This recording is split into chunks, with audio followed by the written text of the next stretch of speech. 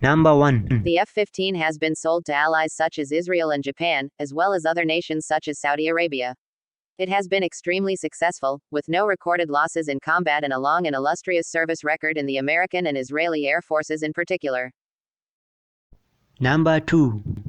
A variation of the classic F-15, the McDonnell Douglas Boeing F-15E Strike Eagle was first introduced in 1989. This two-seat upgrade to the classic jet is able to operate in all kinds of visibility and weather conditions, continuing the F-15's reputation for versatility. The F-15E Strike Eagle has been designed to operate in a dual capacity, being as adept at taking on air-to-air missions against other aircraft as it is in carrying out air-to-ground assignments. That two-seat upgrade is also important. Having an extra pilot on hand can be incredibly helpful for getting radar readouts, selecting targets, and assisting with other essential in-flight duties. Number 3. This is another fighter jet that has a long service history, first entering service in 1979. In that time, it has come to be another staple of the American Air Force and Navy, with more than 1,000 still in service today. This is another versatile aircraft which is able to take on a wide variety of missions. Like the F-15 and its Strike Eagle upgrade, it has been frequently used for air-to-air and air-to-ground missions. What helps distinguish the F-16 Fighting Falcon is the fact that it is also adept at carrying out electronic attacks, an ability which is ever more valuable in our ever-changing electricity-dependent landscape. Number 4. A much more recent addition to the Air Force's roster, the F-22 Raptor was first adapted by the military in 2005. The Air Force has designated this fighter jet as part of its fifth generation of aircraft.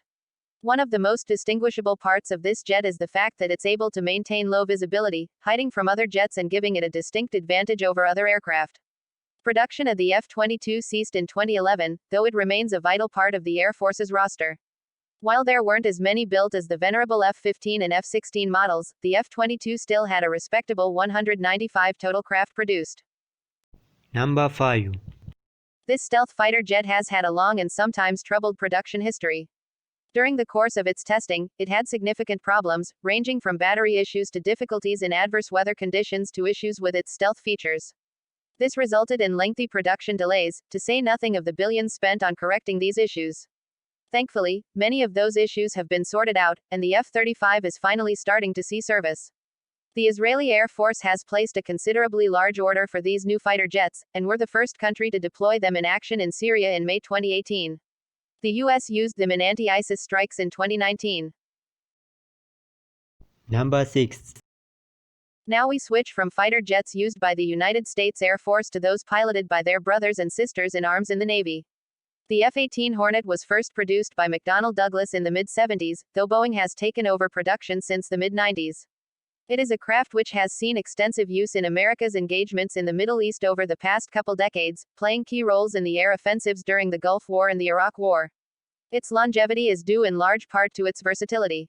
The F-19 Hornet is designed for and has carried out, at various stages of its operational career, everything from reconnaissance to close aerial support to suppression of and attacks on opposing forces. Number 7. As you might guess, this is a variant of the McDonnell Douglas F/A-18 Hornet. It is capable of longer missions thanks to an external fuel system. It also lives up to the super part of its name, being considerably larger than the standard F-18 Hornet. It first entered active service in the U.S. Air Force in 2001, and entered service in the Royal Australian Air Force in 2010. The United States Navy placed an order with Boeing for 78 more in March 2019. Like its predecessor, the F-18 Super Hornet has seen considerable action in the Middle East, being used in anti-ISIS strikes. The F-18 Super Hornet is an aircraft carrier-based fighter jet, as exemplified by those anti-ISIS strikes, which took place from the USS George H.W. Bush. Number 8. Because public information on current American fighter jets is understandably limited, it is here that we start to get into training jet planes and those which are less than current. The F-14 Tomcats are a little of both. While the F-18 Super Hornet replaced the F-14 Tomcat on active duty, they are still valuable as training jets. What's more, while the U.S. Navy retired them from service in 2006, they are still used by Iran, to whom the U.S. sold several units while replacing them. During their time in service with the U.S. Navy, they were used as interceptors. However, to prolong their lives, plans were developed for them to be improved with ground attack capabilities. Number 9. This is another craft which began life as a McDonnell Douglas creation, only for production to later be taken over by Boeing. It is also another fighter jet which is far past its prime, but continues to live on as a training jet.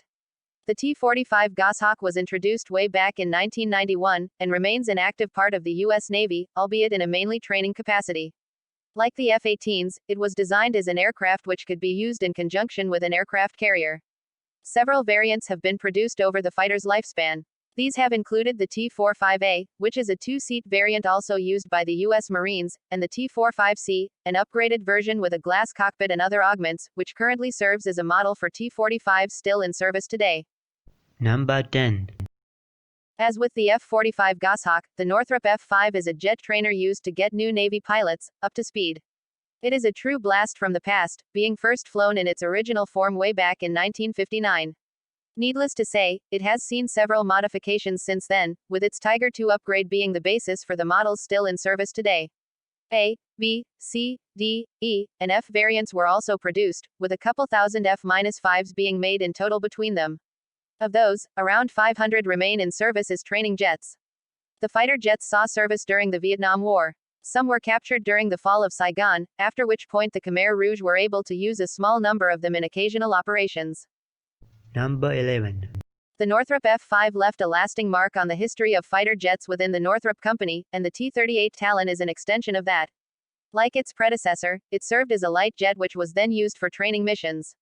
The T-38 was also notable for how it helped spur on the development of fighter jet technology.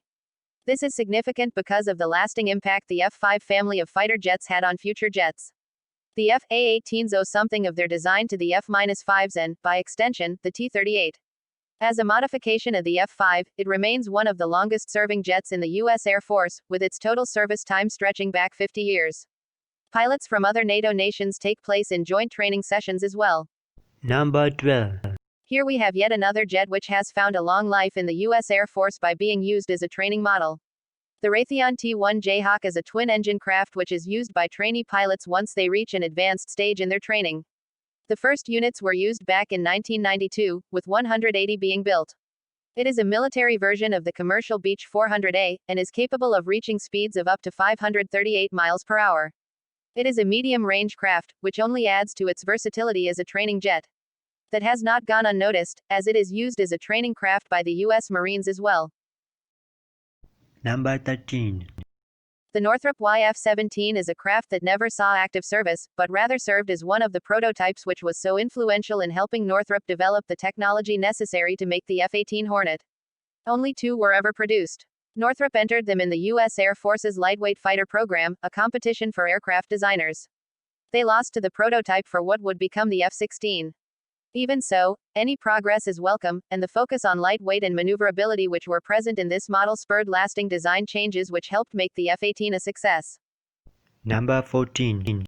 Now we move from a past prototype to a future one.